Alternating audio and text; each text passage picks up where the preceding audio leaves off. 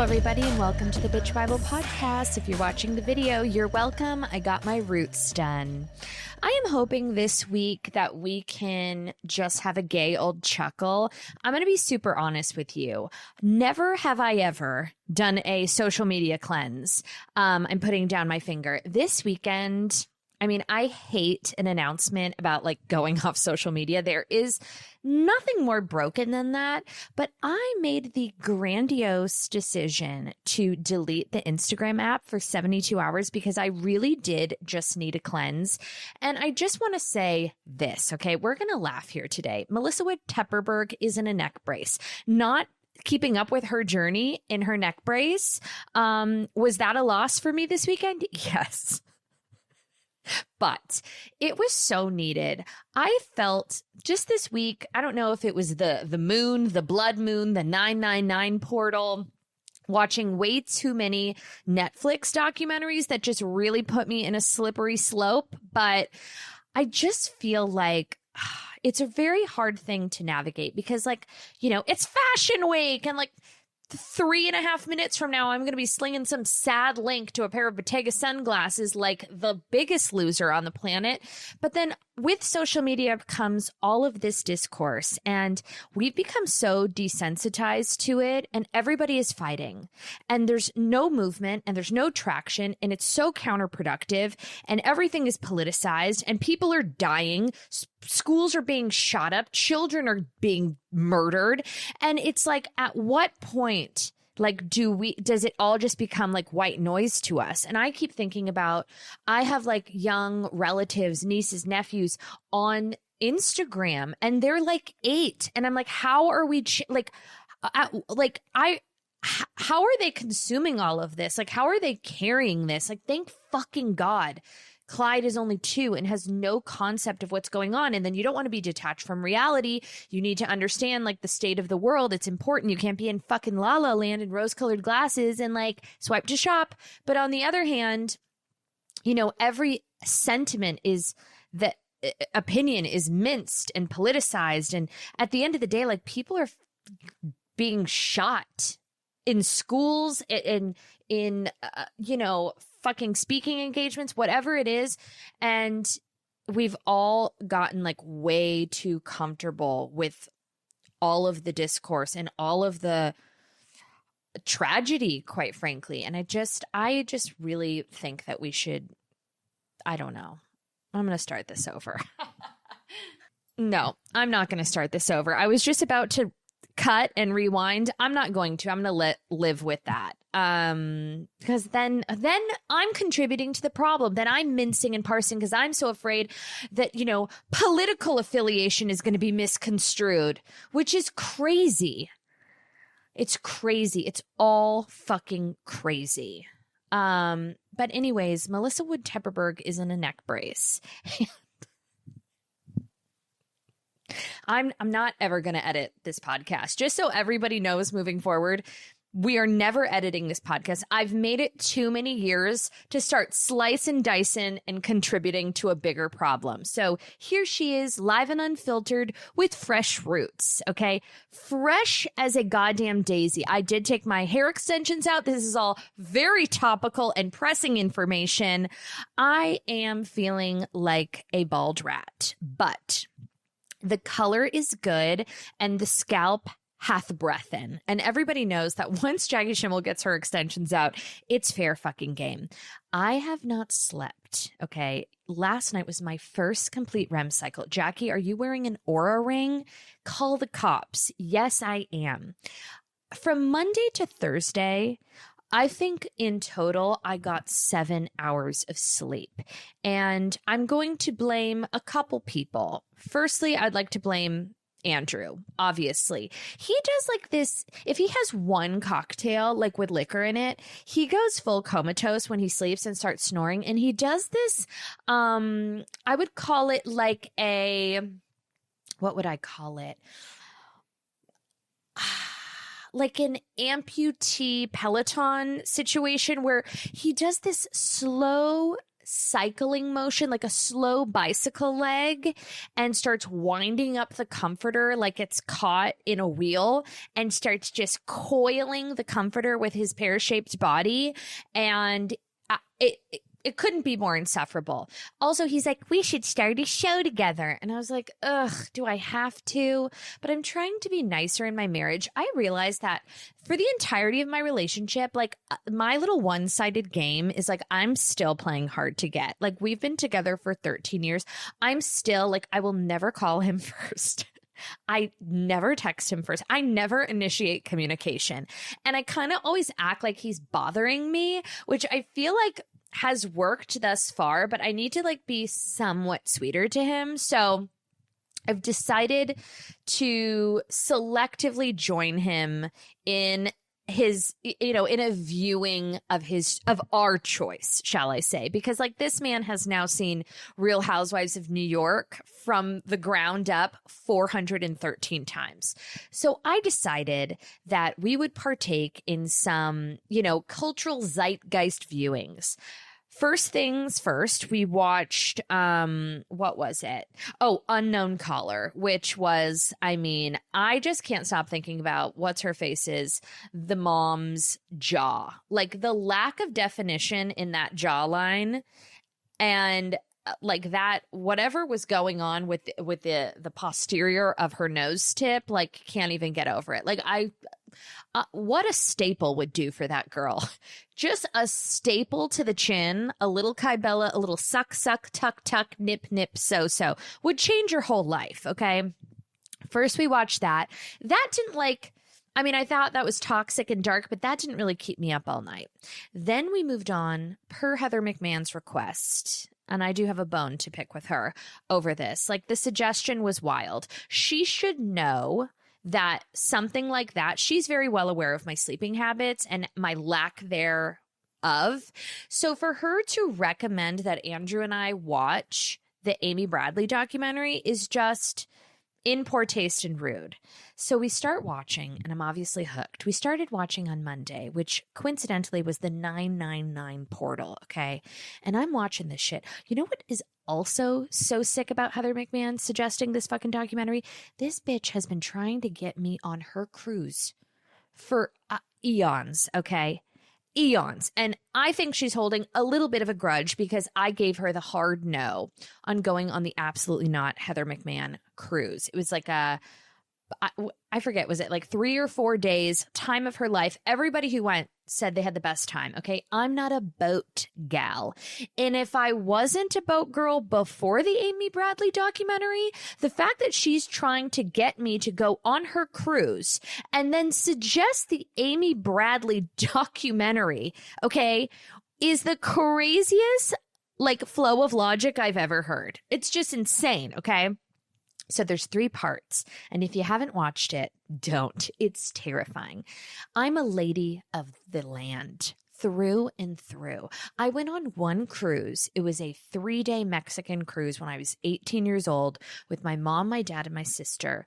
And when I tell you that it could have been me, it could have been me. I was slugging strawberry daiquiris, chicken tenders. I was trying to hook up with like the special activities coordinator on the Lido deck. His name was DJ Luke. He had an overbite and braces, and he was working the teen club. And if you think I wasn't in a sensible halter top from Wet Seal, like shaking my tits for daiquiris at the teen club on the top floor of the Lido deck into the wee hours, you are dead fucking wrong. Dead fucking wrong. So it was all just like a bit triggering for me. And I also called the fact that she was a lesbian in like 3.5 seconds. I'm like, I know a les when I see one. And that haircut and that Tasmanian devil tattoo, like that is rug munching central. But anyways, what was I saying? Oh my God. Okay. So I wake up Monday after watching part 1 of the Amy Bradley documentary, and it's the 999 portal and all these dumb bitches on Instagram being like, time to manifest. I'm like, maybe you should start manifesting because your life ain't going so great. Okay. You've got your moleskin in your studio apartment with like your side project of being a life coach, and that hasn't worked out. So all the manifesting in the world, I'm not taking tips from you, okay? I'm not taking tips from you and your spaghetti strap Burning Man atop, okay? Anywho. So I wake up at like 1:30 in the morning and my head is spinning around because I'm thinking, the cliffhanger from the part one. I'm thinking about Amy Bradley. I'm thinking about her scissor sister. I'm thinking about cruise ships. I'm thinking about maritime law. I'm thinking about the Scientologists on the open sea. Okay. Unrelated, but it makes sense why they have so many ships. Then I'm thinking about being sex trafficked in Paris because as one does, I'm now making the Amy Bradley documentary about me on my Carnival cruise ship with my parents in Mazatlan or whatever with the strawberry daiquiris. And then I'm thinking, oh my God, what if I get sex trafficked in Paris? And then I'm thinking all about this during the 999 manifestation portal. And then I'm thinking, am I manifesting getting sex trafficked? I wake Andrew up in the middle of the night. He's like, you can't sleep? I'm like, no. And he's like, what's wrong? And I'm like, do you think I'm going to get sex trafficked in Paris? And he says to me verbatim, no offense, honey, I think you're a little too old to be sex trafficked. And I said, how fucking dare you? Now, I think that if I was on the verge of being sex trafficked, I'm not making light of the situation. I feel like I'm just too annoying and too loud, and I wear overly embellished clothing and like really flashy sunglasses. So I just feel like it would be hard to sex traffic me because I'm just so loud, both in volume, decibel, and also just my ensembles, because I've been compiling looks. And like sometimes when I go to France, I try to like do the Parisian thing where I'm just like wearing black, like in a coat and little leather leggings. But this time I'm dressing like a traffic cone because I don't really want to manifest being sex trafficked in France. It's so toxic. I mean, I just like put myself as the main character in everyone else's story, and it's not okay. It's insular, it's narcissistic, and it dilutes the drama of Amy Bradley. Do I think she's still alive? Yeah, I kind of do. I don't know. Like, it's so crazy. If you haven't watched the documentary, don't, like I said, but people spotted her, and I feel like timeline is important to the Amy Bradley documentary because like nowadays, if that many people came forward and were like, we saw Amy, she was on the beach scissoring a local, but these people had nothing to gain at the time. There wasn't social media. They weren't being flashed all over the news. There wasn't like pay incentive, especially like the guy from the Navy who saw her at the bar. He, if anything, could get in trouble for doing that on the clock. So a lot of these people that came forward, I just don't understand what the incentive would be to lie about seeing Amy Bradley. You know what I mean? And those photos that they show, if like on that escort website, I mean, it looks exactly like her. I don't know. I think that maybe she got pregnant and maybe they're threatening the lives of her children if she came forward. But allegedly Heather McMahon's cruise, her next cruise, is going to be routed specifically to the Amy Bradley sightings so that if she's out there, 2,000 Caucasian women on a boat in leopard will be able to find Amy Bradley and summon her back to the ship and bring her back home to North Carolina or wherever she's from. So that's just, there could be a happy ending soon. But anyways, I didn't sleep for like 3 days. I started seeing shit. I was like one with the aliens. I'm manifesting all types of trauma, and I had a full motherfucking REM cycle yesterday. Okay. I got a sleep score of 94. So now everyone can relax. And did I get in a fight with a girl I went to high school with this morning? Kind of. It's a one-sided fight. The best thing about having a platform, it's not for change or world peace. It's for talking passive-aggressive shit about people you went to high school with and knowing that it'll trickle down. So I'd like to take the opportunity to tell y'all a little story. About 3 years ago, right before I found out I was pregnant, I was at a Nordstrom at the Topanga Mall, okay, sauntering around, tootling, buying tank tops, new Bottega sunglasses, a lip gloss. Who cares, okay? Childless and free. And I run into this girl that I went to high school with who has 4 children. And, we're catching up. We're doing the thing. She puts her hand on my shoulder. Now, it should be mentioned that she had a Michael Kors watch on because I would like to be a cunt for the next 3.5 minutes.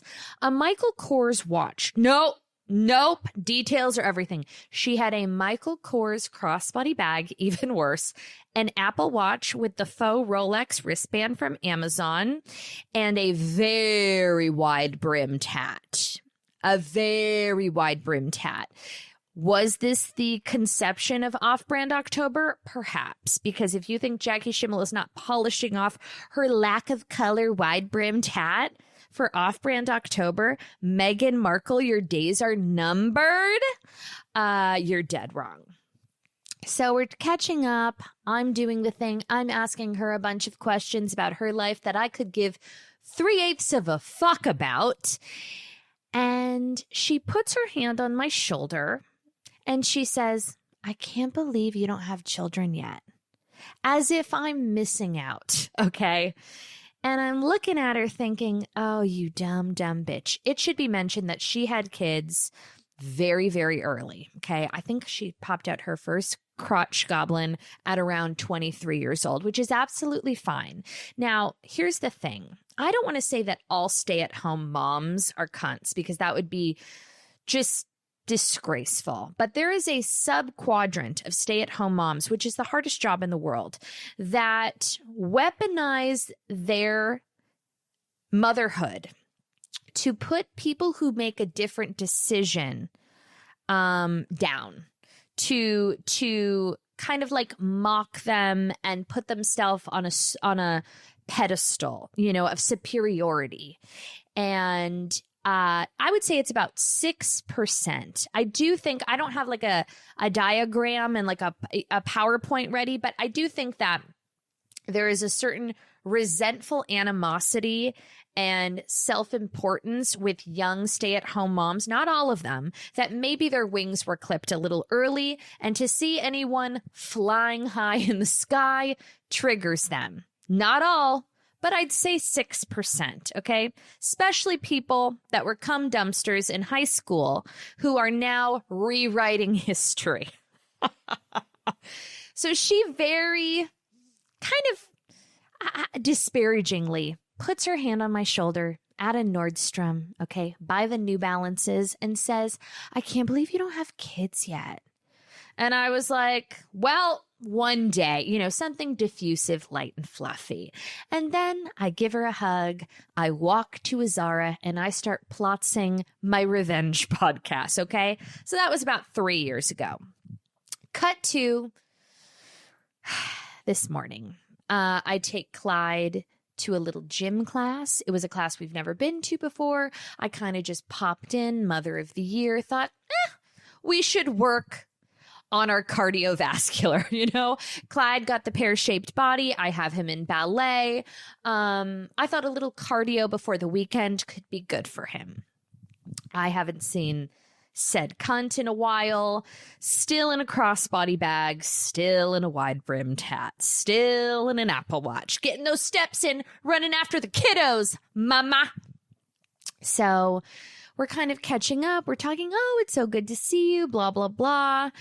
And she says to me, oh, what have you guys been up to this summer? I said, well, I'm on tour. My husband's been on tour. We've just kind of been traveling a lot. And we brought Clyde, which has been super fun. So I'm home for a while. I'm just like kind of getting back into the routine, trying new classes out, trying to be a hands-on mother, making self-deprecating jokes at my own expense, blah, blah, blah.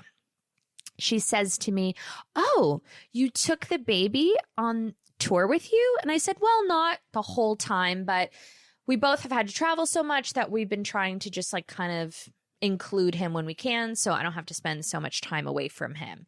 And she looks at me, and I this is important to the story. This is the word that triggered me. The word was uproot.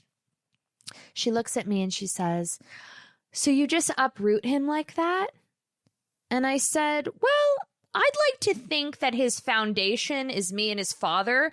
So it's not so much uprooting as it is giving a great life experience, okay? What I consider to be a luxury, by the way, of bringing my son with us to go see cool shit, to go see his mother work, to go see his father work. Like, when I was a kid, if I was going to go on a work trip with my fucking dad, I'd be in Raleigh, North Carolina, okay, in a rental car looking at apartment buildings. So yeah, that doesn't sound like so much fun, but Clyde getting to go, to a concert to go see his dad's songs being played at Fenway Stadium in Boston. I think with his friends, by the way, with our friends, with his little friends on his birthday, I kind of feel like that's a cool experience. And I said in, a less aggressive version, I'm like, well, he loves it. And I think it's like a cool memory he'll have. She goes, wow, I could never do that. And I wanted to look at her and say, yeah, no, I know you could never fucking do that because you wouldn't have the opportunity. And see, this is part of the vicious cycle because now I'm being a cunt. Because she's being a cunt. It's a domino effect. This is why we can't march. This is why we can't have nice things. But it was the word uproot that triggered me so much. And it's not because I have any type of complex or defensiveness about my mothering style. It's about the self-importance of her judgment, making it like I'm selfishly uprooting my son to accommodate my crazy life, which is so not the case. If anything, it's easier for him to stay the fuck home, as we've previously discussed. But I think it's a cool memory for him. I think it gives him a little life grit, okay? A little joie de vivre. The kid's already got bits, so sit the fuck down and let's talk about your sad hat from anthropology. I don't have time for this. And all the while, I'm just trying to be a hands-on mother for a couple hours in the day. How dare she?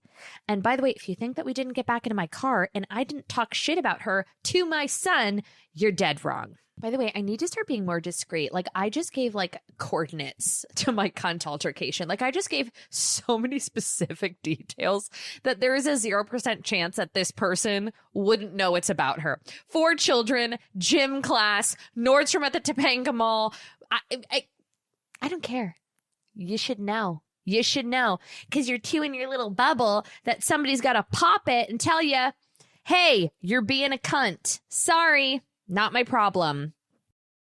You know what my toxic trait is? I watched the VMAs on Sunday, and I swear to God, if I really think this about myself, which is so not true, I feel like if I had 1.5 ice cold martinis and did a little bit of stretching, in about 30 minutes, I could learn the Tate McRae sports car dance. Get me a sand pit. Drop me in the local park sandbox. Get me a cute little 2-piece set. Clip the extensions back in. 30 minutes and I could nail it. Could never. But as I was watching it, I was like, oh, I could do that little leg exorcism flop. No big deal. And then sometimes I was in the bath and I started to think about how I would do those moves. And yeah. Oh, Clyde has ballet tomorrow. I totally forgot. Oh my God, I'm so excited. I'm so excited. My sister reminded me that when I was I must have been 11 years old. I don't like taking preliminary steps. So I am an A to Z kind of hoe. And after watching Center Stage as a child, and ruthlessly being my doppelganger as a kid, I'll never forget it. My aunt, R.I.P., she was like, you know who you look like? And I was like, who? And she's like, Julia Stiles. And I was like, okay, I'll take it. And if you ever want to have the time of your life, like, you have to watch Save the Last Dance. It's the most unbelievable. This is how I know that my generation, it was a simpler time, because we allowed Hillary Duff in Raise Your Voice to, that like viral meme or whatever of her just like singing her heart out and everyone being blown away by the vocal run. We allowed that to happen. We allowed Julia Stiles to culturally appropriate like a Juilliard dance number in Save the Last Dance. We allowed Cooper Nielsen to groom Jody from Center Stage, and we embraced Maureen the bulimic. Okay. It was just a simpler time. Okay. And we gave a green light to all of these beautiful films. So I remember like being very into those types of movies, obviously, as we were in the early 2000s. And I somehow bamboozled my parents into signing me up for ballet. Like, I did ballet as, a small child, as like a 4-year-old. And then I dipped out for 8 years. And then around 12, 13, I thought, I'm going to pop back in, but I don't want to start from the ground up. I'd like to go straight to point. So my mom's like, you can't do point. Like, that's very hard. Like, you have to start. I'm like, no, I'm not going to be like the lone 12-year-old in level 1 ballet with a bunch of 5-year-olds. Like, I'm going to go on point. It's fine. So I enroll in this point dance class. Okay. And all of these girls are like headed to fucking Juilliard. Okay. It's like it's like Black Swan up in this bitch. And not only do I enroll in the class, I make my parents, I'm like, I'll be fine. It's not that big of a deal. Okay. So I go for my first day, and not only have I enrolled, now I'm volunteering. They say, would anyone like to come and demo a combination? I raise my hand. Classic Jackie. I'm like, I'll do it. The teacher's like, okay, great. Grand jeté, coupe turn, releve, 5, 6, 7, 8, piqué, piqué, piqué. This bitch is speaking Mandarin. I'm like, I don't piqué. Like, what the fuck's a piqué? Okay. Like, P.K. Kemsley, Dorit's husband. What's a piqué? And I'm like, could you just show it? Could you show it to me first? Like, sorry, if you could just, like, an example. So she starts doing this combination. She's fouetting, whatever. I'm like, yeah, that's a little bit above my skill set. So instead of just being like, I'm sorry, I don't know how to do this. Like, I've never been in ballet before. I'm like, wait, is it Tuesday? And she's like, yes. And I said, oh my God, I totally forgot. I have an orthodontist appointment. I got to go. See you next week. I bolt out of there. Okay. There's like steam coming out of my point shoes. My mom had not even left the parking lot yet. She was in the car. She had just turned the car, and I'm banging on the window. I'm like, Mom. She's like, what? I said, I got to get out of there. I can't go in there. She's like, I fucking told you. I'm like, don't make me go back. I'm like panicked. I'm like, I told them I had an orthodontist office. Drive. I'm like sprinting, throwing my body into the fucking back seat of the car. Okay. And I'm like, get me out of here, bitch. So embarrassing. So traumatizing. You guys, it is a code red situation over here. I'd just like to let you know. It is murder on the dance floor, okay? I was just at my aunt's house having cocktails, and I was like, I need to borrow a towel because this car cost a fortune, and I've already just skated by not paying for interior leather fees, and I don't want to chance it. You need to give me either a tarp, a slip and slide, a trash bag.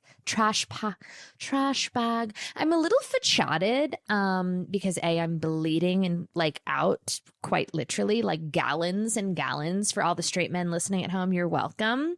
The Emmys are on tonight. I just went to Gelson's. I got a beautiful point raised blue cheese.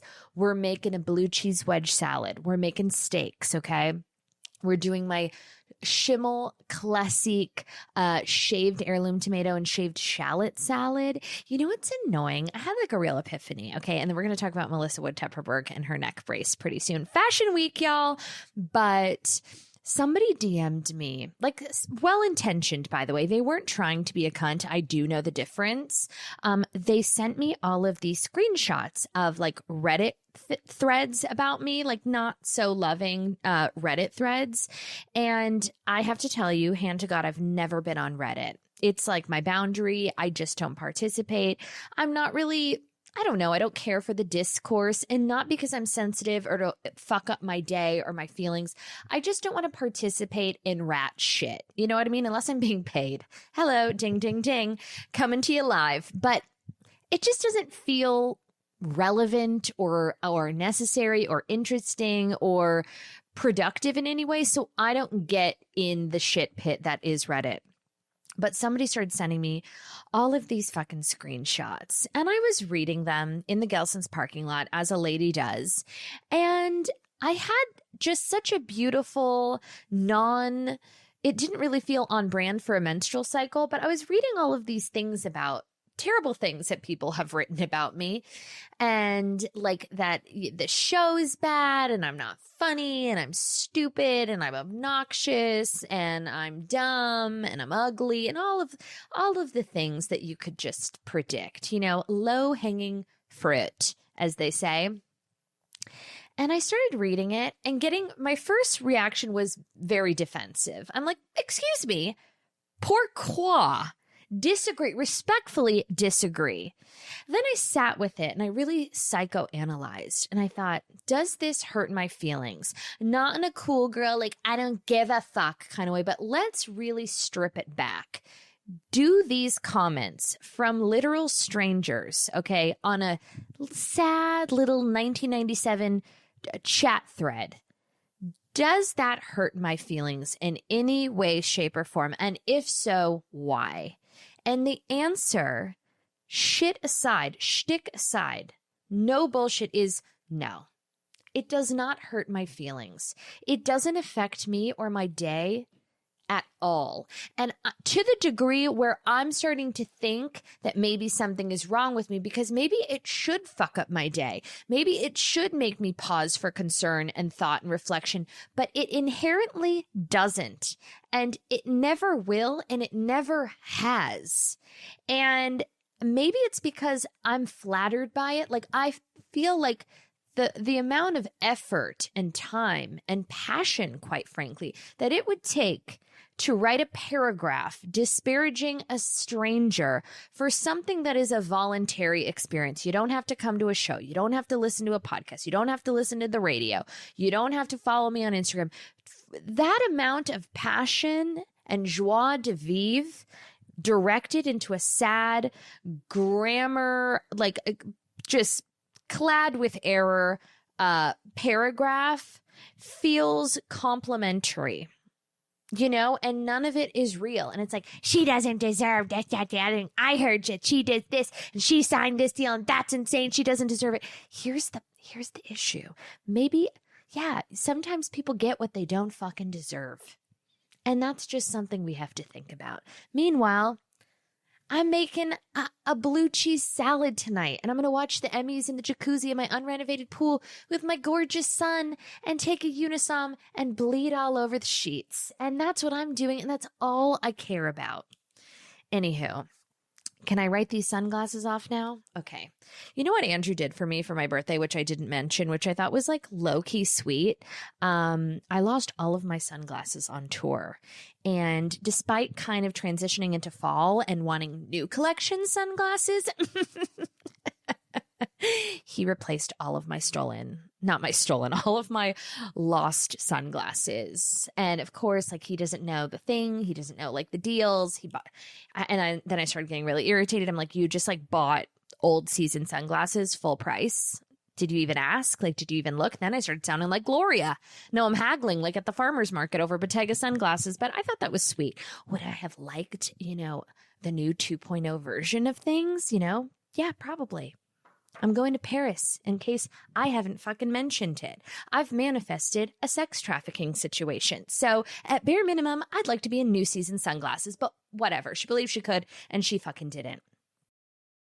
There is something else I would like to talk about. Sorry, I just short-circuited because we have a lot of things to cover here.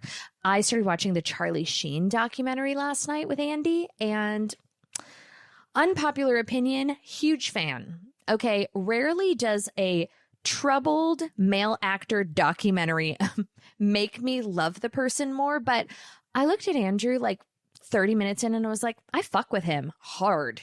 I find him to be transparent, honest, and authentic. And when there is something so rare and refreshing about anybody in the public eye that represents exactly as they are. And I say this to you as a consumer, okay? I want you to know, Aunt Jackie wants to tell you a little secret. These people that you love, that you validate with the hearts and the likes and the swipes and the links, 96% of those people are insufferable. You would never want to go to a cocktail with them. Nobody likes them, okay? I'd say let's hover it at 86%. Frauds, okay? Buzzkills, disingenuous, self-involved, okay? Finger off the pulse of reality. Annoying, obnoxious, live inside their own anal cavities. You'd hate them, I promise. I promise you. But everyone has gotten really good at presenting in a certain kind of a way. Not me, obviously, but we're working on it. Charlie Sheen, watch part 2. He becomes like the biggest monster of all time. And then this clip is like, Jackie loves Charlie Sheen. So far, so good. I'm taking what he's ordering. That's not it. I'm eating what he's serving. There we go. She did it. Very intrigued. It's fast-paced. Heidi Fleiss. Oh, my God. I don't know why I know so much about Heidi Fleiss. I think my mom probably made me watch like the Heidi Fleiss courtroom trial like when I was 7 years old because I'm so well versed in Heidi Fleiss. I don't know if there was a movie or a VH1 behind the music. Heidi Fleiss. I have great intel on Heidi Fleiss, okay? She went to jail. She was for those who don't know, Heidi Fleiss in the 90s was like a high-class escort madame for Hollywood, okay? So she was slinging prostitutes. She was like a female pimp, okay, with all the best girls, with all the best clients, okay? And she's not a fucking narc. The only reason that people connected Heidi Fleiss to Charlie Sheen is because he was paying for his hoes with traveler's checks. Okay, so he got kind of roped into the whole thing. And because he was footing the bill for him and his friends and their prostitutes, he kind of got into like a legal entanglement where maybe he was going to have to do prison time. So he cooperated with the police in the Heidi Fleiss trial. Okay. So they cut to Heidi Fleiss in this documentary and she is, I don't know where the fuck she is, Pacoima, Yucaipa, Florida. She is in some type of a parrot sanctuary where she is surrounded, okay, by about 700 parrots. And it is so triggering for me to even see a parrot in a screen, just loose parrots. Oh my God, I went to this local wine bar, okay, with Clyde and Andrew, and I was having the most beautiful chilled rosé and a gorgeous cheese platter. And I look behind me and there is a woman, okay, in a tank top with a parrot perched on her shoulder, 3.5 inches from me. I nearly flipped the table. I nearly went into cardiac arrest. I don't know if that's like a sanitation issue, but I don't want a rogue parrot at a wine bar. And Heidi Fleiss, I don't know how you live like that. It feels very feral, but love her, would take a bullet for Heidi Fleiss. And I mean, considering all the men that are running prostitution rings and Heidi Fleiss has to do time in prison, because I would imagine if you were going to be a prostitute, Heidi Fleiss would be a pretty great option. Okay? So you heard it here first. Anyways, it's a must watch. Let's get into some pop culture news with Jackie. Woo! Margot Robbie and Colin Farrell have a new movie out. It's called The Lifelong Journey, The Big Bad Journey. I don't know what the movie is called. Here's what I do know. Last week, I spoke pretty passionately about Pam Anderson and Liam Neeson and all of the faux romance PR stunts that we've had to endure to promote a movie recently. Okay, we saw it with Sydney Sweeney and Glenn Powell. We saw it with Liam Neeson and Pam Anderson. We saw it with Ariana Grande and Cynthia Erivo. Okay, and now on the flip side of that, Margot Robbie and Colin Farrell are promoting their new movie that I don't remember the name of. She could not, when she walked out to that premiere in that naked dress, okay, with a fully bedazzled, I think it's Armani Privé, with the bun and the low back and the body and the jewels, I gasped, okay? I always root for the overdog. I love a pretty person, okay? You're never going to hear me talk shit about Margot Robbie because I'm rooting for her. To be that gorgeous and talented, like, no notes, okay? I'm not going to shit on you. I'm going to celebrate you from a healthy distance. Here's what I will not participate in. If I have to hear about Margot Robbie's chippy sandwich one more fucking time, this is a promise. This is not a threat. This is a promise. I will burn my house down. On the other side of the spectrum, first we have the faux romances. Now we're doing sticky snack time, okay? In every fucking interview, Colin Farrell talks about how he made the same sandwich for Margot Robbie every day and she devoured it, and how he's never met anyone that snacks more. Obviously, Colin Farrell has not met me. Do you know what I keep in my fridge in my new car? Parmesan crisps. I have those Smart Sweets watermelon sours. I have 2 fruit bars from Trader Joe's. I have Snake River Farms beef sticks. I have caffeine-free Diet Coke. I have some matcha packets, and I've got 2 bottles of Fiji. Okay. And that's just day by day. I eat from the second I wake up. Like, oh my God, I've also like really taken a liking to passion fruit juice that I get at the farmer's market. Chug it down. Unbelievable. This is not about me. This is about the chippy sandwich, okay? Allegedly, Colin Farrell, every single day of shooting this movie, gets 2 thick, generic pieces of white bread, okay? And then puts, I don't know, like mayonnaise and chips, and wraps it in foil and cuts it diagonally and brings it to Margot Robbie in her trailer so she can have a chippy sandwich. And to that I say, let me see you chew it. I do not believe this unless I see her devour a chippy sandwich. I don't believe this, okay? And then they're doing all the red carpets. Meanwhile, she is cut in a Armani Privé jewel-encrusted body net, okay, where we see everything. If it is true, keep it to your fucking self. Keep it to your fucking self. If it's not true, I don't want to hear about the fucking chippy sandwich. I don't want to hear about chippy bang bang. I don't care. I don't care how often she's snacking. That makes me, it blows my mind. I want a chippy sandwich. You know who's never eating a chippy sandwich? Me. I'm never going to eat a chippy sandwich. Does it sound unbelievable? A sea salt vinegar chippy wink wink? Yeah, that sounds lovely. I'm not having a chippy sandwich. I will not participate in the chippy sandwich. Okay. So that's fine. Danielle Bernstein, she is the influencer behind We Wore What? Is that right? Details aren't important to me. I guess she is under some heat or virality, if you will, because she's getting married, and she sent a mood board to her guests with shoppable links for her wedding reception. So dresses that she recommends, suggests with a shoppable link, like an affiliate link, like, hey guys, welcome to my wedding. The theme is autumn alfresco. My color palette is burgundy, pale pinks, mauve, and Parisian peach. And if you click here are some dresses that I approve for you to wear at my reception, and I'll get 13% back. Thank you so much. Kisses. My friends would egg my house. My friends would never. I can't even imagine. I accidentally sent an affiliate link to one of my best friends who asked me about this. I forget what it was. It was something stupid. And when it was like 3 years ago, I didn't know how to work the Amazon app. There's an affiliate link. There was a storefront. I was trying to do a storefront. I never did a storefront. We don't have a storefront. And I went to share the link and it copied an affiliate link because I didn't know how to, I just said copy link. Okay.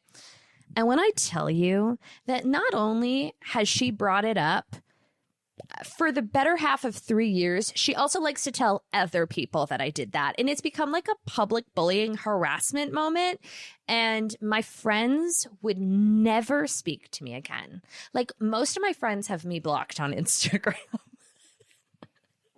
I'm not joking. They're like, oh, we mute your stories. I can't take it. Like, and it makes me love them. I feel closer to them in that situation because I so understand, and we're all watching the same movie. Like, I got it. Speaking of self-promotion and cringe factor, I will be making an announcement in 24 hours. So if you live in Irvine, Los Angeles, San Francisco, Atlanta, or Nashville, set a little reminder. Yeah, that was subtle. Good job, Schimmel. Julianne Hough has big plans for that scalp of hers. Do I think she was trolling me on the Not Skinny Not Fat podcast with Amanda Hirsch? Kind of. She addresses gyrating with her brother.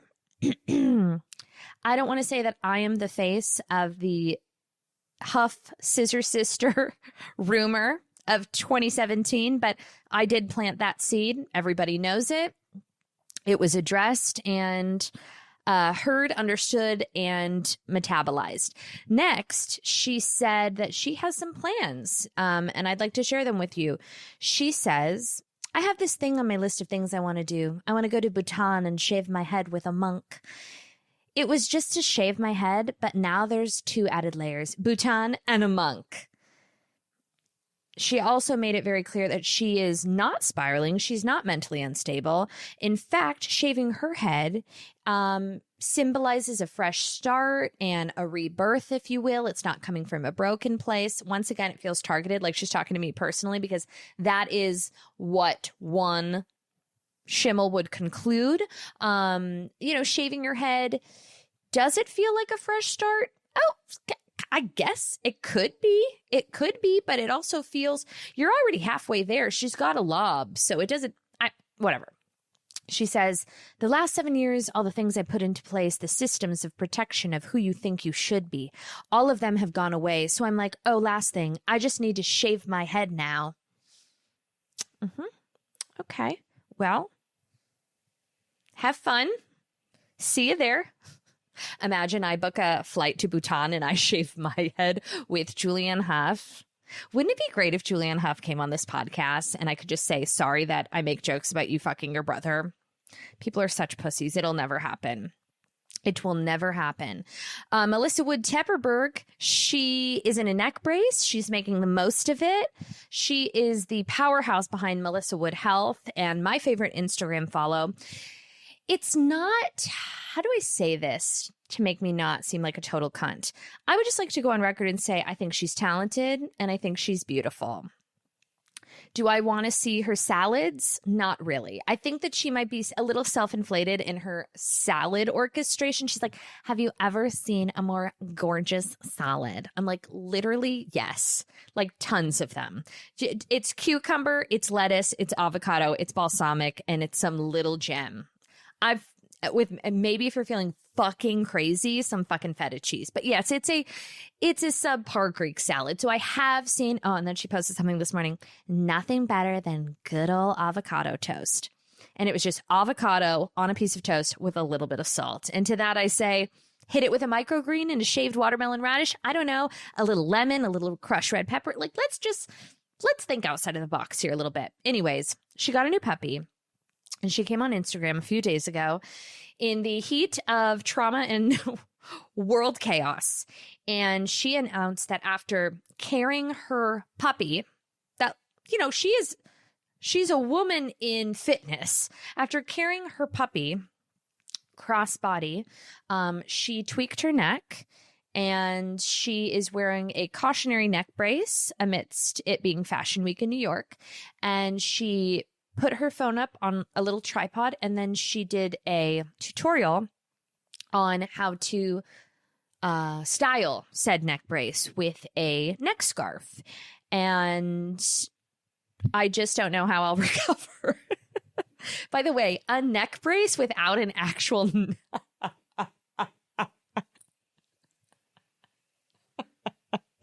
hard launching a neck brace from like strain because you were carrying a brand new puppy when you're it is so layered. It's so funny. And I hope she has one bitchy friend that keeps it 100 with her and is like, bitch, you run a fitness empire. You were carrying a 4-pound puppy. You had some slight crick in your neck, and now we're going full neck brace with an Hermes scarf to boot over it and a tutorial on a hard launch on the feed. We don't deserve her. We don't deserve her. Ooh, also, I have 2 more things that I hate that I forgot about. I mean, this with Hate Jacqueline, it's going to trickle over all year. One thing that I cannot fucking stand is... Sorry, I had to burp. I had a Coke Zero.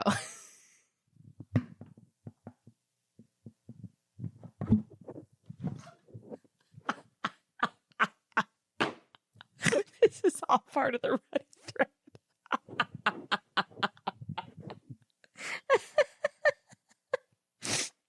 I don't know what they're talking about. The show's amazing. It's highbrow, 12 years deep, and I'm fucking killing it. Shut up. I hate electric Toto toilets. I know that they're expensive and like sanitary and cleanly, and they'll give you a rim job. First of all, I hate a heated toilet seat because it feels like someone was just on it. I like ice cold sheets, and I like ice cold toilet seats. Now, I have all Toto toilets in my home. I have the ones, I forget what they're called. It's like the English style with the brass lever, custom order brass lever Toto toilet. You're welcome. She works hard for the money. Okay. But something about an electronic toilet, specifically like in a powder room, feels very unchic to me. Like, I don't want to think about my guests going into my powder room and having like warm water Bellagio fountain up their butthole. Like, it's too many bells and whistles. It's too many features. I don't like buttons on a toilet. I don't like buttons on anything. I hate buttons. Okay. Like, I don't want a remote control toilet with the electronic. It's so 2025. It's not for me. It's like not old world. It's not European. I find it to be very like, what are we, Xenon girl of the 21st century with the fucking weird ass like light, what is it called? Light show toilet. I don't like it. Another thing that really keeps me up at night, that really upsets me, is the fact that people don't know the difference between tortoise and leopard. They're not the same thing. Tortoise is something you might see in a sunglass, okay? And a home decor element. Tortoise. Tortoise is not leopard. And if you don't know the fucking difference, you're not allowed to have a motherfucking opinion because you're ill-informed and you're not a woman of the world, okay? Tortoise is not leopard. They're not synonymous. My phone case is tortoise, inspired by the napkin rings I ordered for my birthday party, okay? Leopard, some would agree, is a neutral, okay? I believe that certain shades of leopard are neutral in the home and also while stressing, but it needs to be a Celine leopard, okay? Not a wet seal leopard. I don't know how I can continue to explain these things, okay? We have all the access at our fingertips. When you know better, you do better, okay? And don't you fucking forget it. You know who said that? Helen Keller. Thank you so much for listening to the Bitch Bible podcast. Please give us 5 stars on iTunes, and also make sure that you check your emails, or I'm not sure if it's going to be an email or if it's just going to be a hard launch tomorrow, but we're not doing this again, so get them while you can. Love you. Goodbye.